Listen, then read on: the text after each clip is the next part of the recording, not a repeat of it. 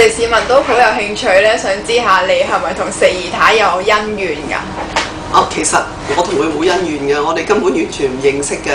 但係咧，我覺得香港政府要關注嘅包姨太個問題，點解唔立例啊？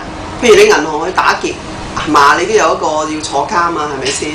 咁你做姨太、二太、三太、四太，咁我上到法庭，咁啊鄧國晶話係我哋香港啲男人可以包二奶、三奶、四奶係唔犯法嘅。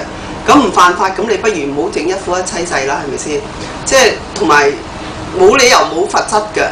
譬如你罰社會服務令啊，或者即係你立啲例出嚟啊，咁我相信咧就破壞人哋家庭嗰啲人咧就會少咗啲咯。除非你係被騙啦，係嘛？被騙嗰個男人咪判罪咯，女人咪冇罪咯。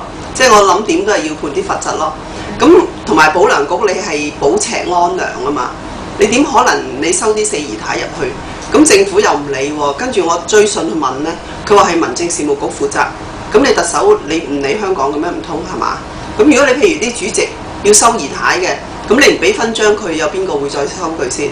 咁如果你再唔立例嘅，佢一路上咗做咗主席之後，佢攞咗勳章，咁全香港點算啊？小朋友係嘛？呢啲反面教材嚟嘅，一路落去咧衍生好多問題嘅。跟住個個做姨太生埋啲小朋友咧，我哋香港都要負責嘅喎。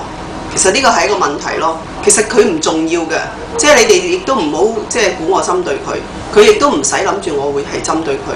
根本我都唔認識佢，係全香港嘅問題。根本我唔係針對佢一個，佢並不重要。